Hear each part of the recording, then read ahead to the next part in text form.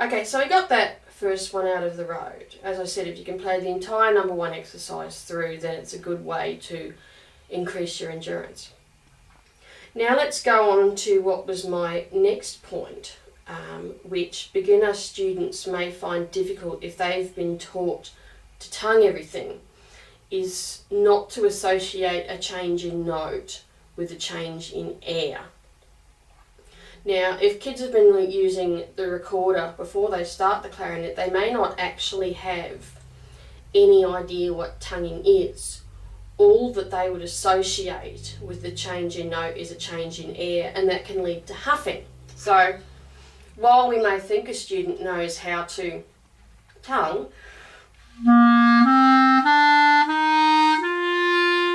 what they may be doing instead is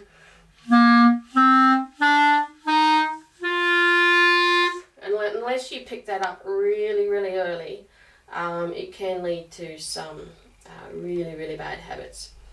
Now, what I was talking about in my video was what you do is you turn the barrel around so that the reed is still facing the student, but the keys are facing you.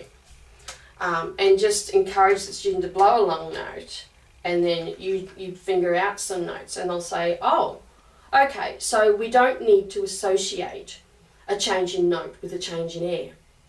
And this exercise number 2 is excellent for that, because it starts with an 11-beat note, and then it gradually adds more and more notes. And encourage your students to blow all the way through and dissociate the need for a change in note with a change in air. And again, if you can play this entire exercise through, you will build great endurance. And I do recommend this for advanced students, because sometimes you need to relearn these skills. So.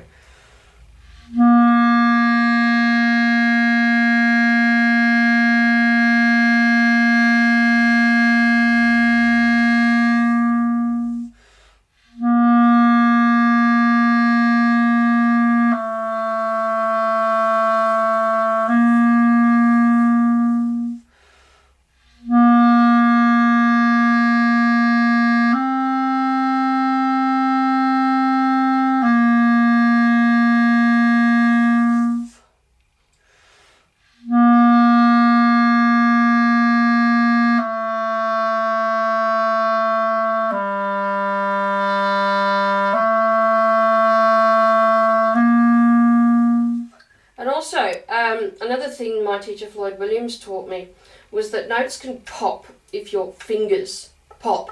And the best way to stop the fingers popping is, especially if you're putting a finger down, is to actually raise it more than it needs to and gently place it down. So,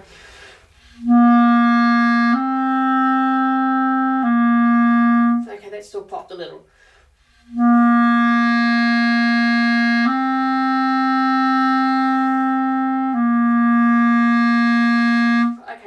I did cheat and change the air a bit there, but that's just different gradations of sound. So, because this exercise generally leads up to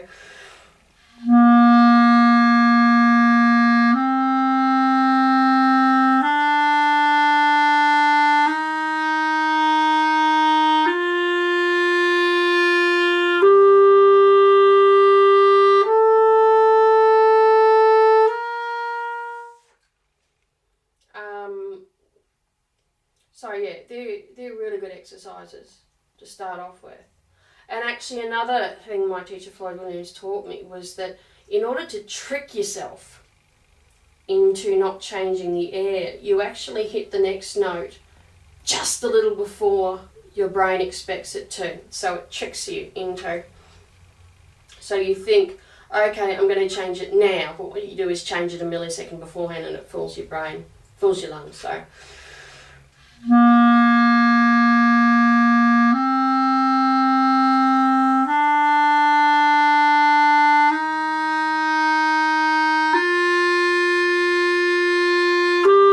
really push it through, push the air through. actually think of pushing the air through well beyond the final note. And that's when I'll come to later, making the clarinet sing. Because making the clarinet sing isn't necessarily something that comes from here, for having listened to a lot of music or having feeling. Although, I mean, having feeling's not a bad thing. But there are ways of sounding like you're singing and having feeling by just blowing through the phrase for longer than the phrase goes. So really blowing through the end of the phrase and leaving it hanging as if the phrase is still going. So, number 3 on page 14, again, it's mainly on throat tones, which is really good, but it's in the chromatics as well. So it's a good way for your kids to learn chromatics, because your kids may not be trained to realise that a D flat is actually a C sharp. You know, it's like, and you get the situation where the kids will write on the manuscript, they see a D flat and they'll write C sharp so they know what it is. But so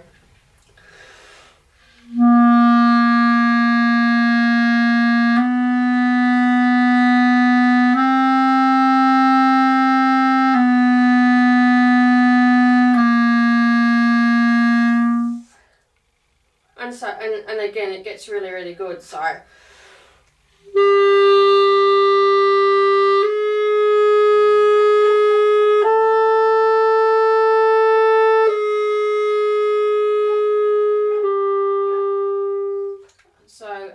this exercise is really good. And number 4, also really good.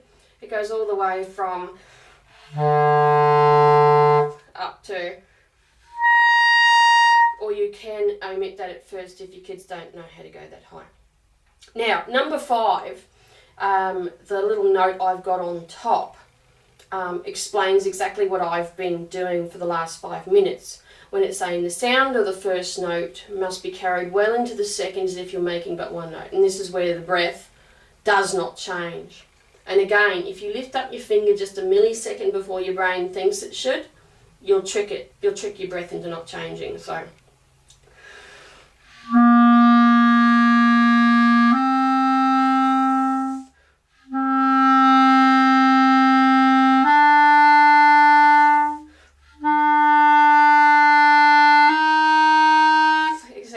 and then you move on to exercises in seconds, thirds and fourths. Again, excellent. So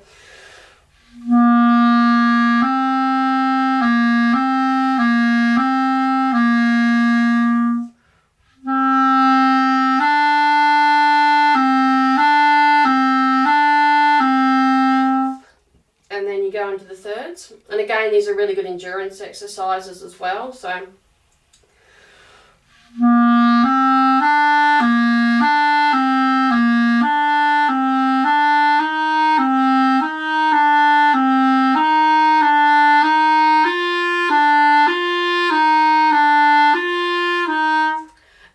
don't necessarily take the breaths where they're offered. See how many phrases you can go without taking a breath, without compromising your sound. So then we move up to the fourth.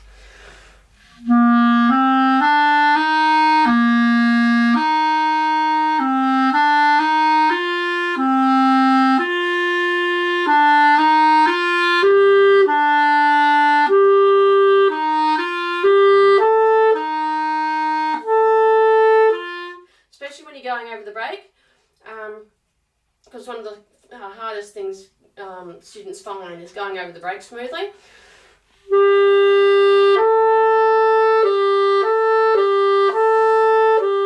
And see how many fingers I leave down. Encourage your students to leave as many fingers down so that they don't have to go like this, which will certainly lead it to pop. So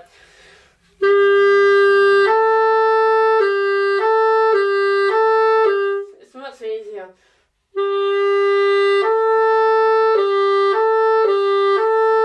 I mean, I've gotten so good at it that I can actually trill. So